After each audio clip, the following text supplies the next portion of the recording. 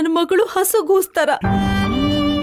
ಎಷ್ಟೇ ಕಷ್ಟ ಆದ್ರೂ ನಾವು ನೋವು ಅನುಭವಿಸ್ಬಾರ್ದು ಅಂತ ಎಲ್ಲ ಮನ್ಸಲ್ಲೇ ಇಟ್ಕೊಂಡು ಕೊರಗ್ತಾಳೆ.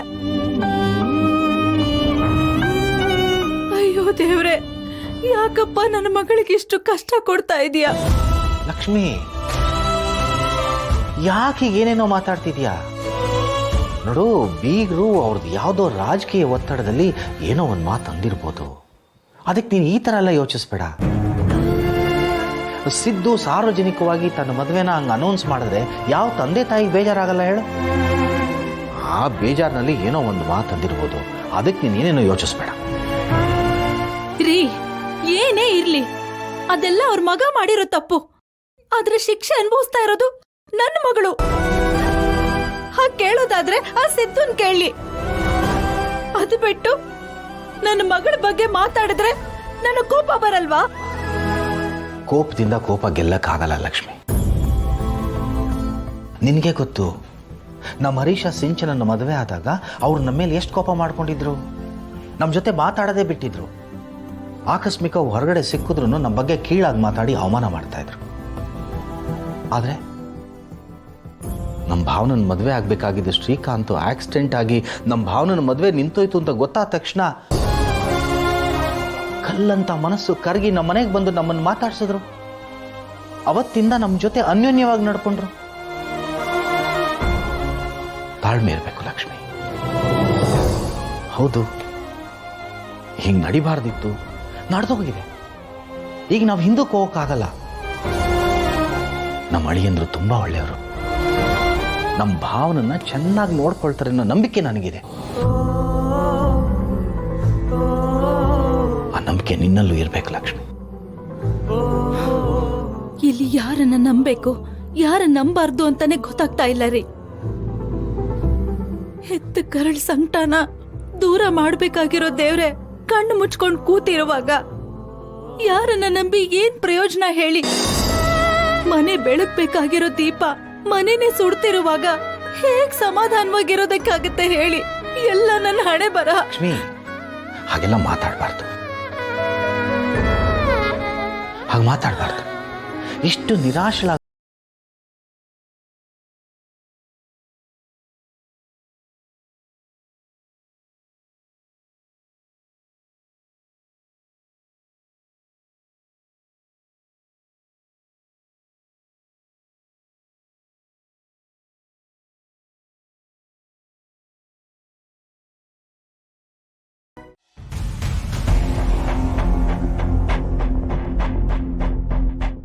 ಹಾಗಾದ್ರೆ ಮನೆ ಹತ್ರ ಬಂದು ಬೆಲ್ ಮಾಡಿ ಹೋಗಿದ್ದು ಅವನೇ ಇರಬಹುದಾ?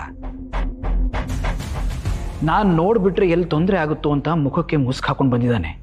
ಇಲ್ಲಿಗೆ ಬಂದಿದ್ದಾನೆ ಅಂದ್ರೆ ಅವನು ಊರು ಬಿಟ್ಟು ಹೋಗೇ ಇಲ್ಲ. ಹಾಗಾದ್ರೆ ಇಲ್ಲಿ ಎಲ್ಲಿದ್ದಾನೆ? ಇವರು ನೋಡಿದ್ರು ಯಾಕೆ ಅವನು ಸುಮ್ಮನೆ ಹೋದ?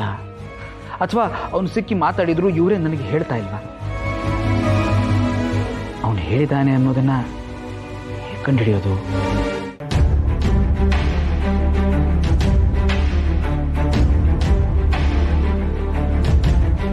ಮತ್ತು ಏನು ಯೋಚನೆ ಮಾಡ್ತಿದ್ದೀರಾ? ಊಟ ಮುಂದೆ ಇಟ್ಕೊಂಡು ಅಷ್ಟೇ ಯಾಕೆ ಯೋಚನೆ ಮಾಡ್ತಿದ್ದೀರಾ? ಊಟ ಮಾಡಿ. ಯಾಕೋ ಊಟ ಮಾಡಕ್ ಮನಸ್ಸೇ ಬರ್ತಿಲ್ಲ ಚಿನ್ನಮರಿ. ಹಾಗಂದ್ರೆ ಹೇಗೆ? ನೀವು ಬೆಳಗ್ಗೆನೂ ಸರಿಯಾಗಿ ತಿಂಡಿ ತಿನ್ನಲೇ ಇಲ್ಲ, ಆಗ್ಲೂ ಹಾಗೆ ಮಾಡಿದ್ರಿ. ನೀವು ಹೊರಗಡೆ ಹೋಗಿ ದುಡ್ಕೊಂಡು ಬರೋರು. ಚೆನ್ನಾಗಿ ಊಟ ತಿಂಡಿ ಮಾಡಿದ್ರೆ ತಾನೇ ಮೈಂಡ್ ಫ್ರೆಶ್ ಆಗೋದು. ಯೋಚನೆನೆಲ್ಲ ಪಕ್ಕಕ್ಕಿಟ್ಟು ಆರಾಮಾಗಿ ಊಟ ಮಾಡಿ ಮೊದಲು. ನೋಡಿ, ನನಗೇನಾದರೂ ಹೆಚ್ಚು ಕಮ್ಮಿ ಆಗ್ಬಿಡ್ಬಾರ್ದು ಅಂತ ನೀವು ಎಷ್ಟು ಯೋಚನೆ ಮಾಡ್ತಿದ್ದೀರಾ? ನಾನು ನಿಮ್ಮ ಬಗ್ಗೆ ಹಾಗೆ ಯೋಚನೆ ಮಾಡ್ಬೇಕಲ್ವ ಚಿನ್ನಮರಿ? ನನಗೇನಾಗಿದೆ? ನಾನು ಚೆನ್ನಾಗೇ ಇದ್ದೀನಲ್ಲ. ಚೆನ್ನಾಗಿದ್ದೀರಿ, ಆದರೆ ಯಾಕೋ ನಿಮ್ಮ ಮನಸ್ಸಿನ ಮೂಲೆಯಲ್ಲಿ ಯಾವುದೋ ಒಂದು ಯೋಚನೆ ನಿಮ್ಮನ್ನ ತುಂಬಾ ಕಾಡ್ತಿದೆ ಅಂತ ಅನಿಸ್ತಾ ಇದೆ. ಅಂದ್ರೆ ಇವ್ರಿಗೇನಾದ್ರೂ ಅನುಮಾನ ಬಂದಿದ್ಯಾ? ಎಷ್ಟು ಚೆನ್ನಾಗಿ ನನ್ನ ಮನಸ್ಸನ್ನ ಅರ್ಥ ಮಾಡ್ಕೋತಿದ್ದಾರೆ.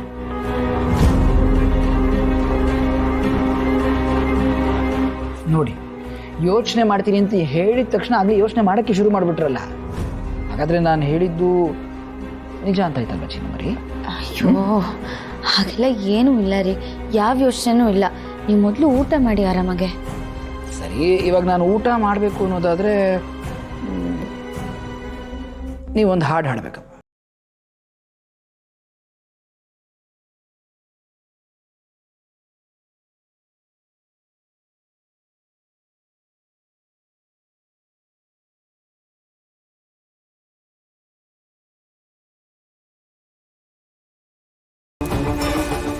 ಯಾಕೆ ಚಿನ್ನುಮರಿ, ಏನಾಯಿತು? ಹಾಡು ಹಾಡೋದು ಅಂದರೆ ನಿಮಗೆ ತುಂಬ ಇಷ್ಟ ಅಲ್ವಾ? ಯಾವಾಗೂ ಆರಾಮಾಗಿ ಹಾಡ್ತಾ ಇದ್ರಿ, ಈಗ ನನ್ನ ಮುಂದೆ ಹಾಡಬಾರ್ದು ಅಂತ ಡಿಸೈಡ್ ಮಾಡಿದ್ದೀರಾ? ಅಯ್ಯೋ, ಹಾಗೆ ಯಾಕ್ರಿ ಅಂತೀರಾ? ಆ ಥರ ಎಲ್ಲ ಏನಿಲ್ಲ. ನಾನು ಹಾಡೋಕ್ಕೆ ಶುರು ಮಾಡಿದ್ರೆ ನೀವು ಊಟ ಬಿಟ್ಟು ನಾನು ಹಾಡೋದನ್ನೇ ಕೇಳಿಸ್ಕೊಂಡು ಕೂತ್ಬಿಡ್ತೀರಾ, ಅದಕ್ಕೆ ಯೋಚನೆ ಮಾಡ್ತಿದ್ದೆ ಅಷ್ಟೆ. ಹಾಗೇನಿಲ್ಲ ಚಿನ್ನುಮರಿ, ನೀವು ಹಾಡು ಹಾಡಿ, ನಿಮ್ಮ ಹಾಡು ಕೇಳ್ತಾ ಕೇಳ್ತಾ ನಾನು ಊಟ ಮಾಡ್ತೀನಿ.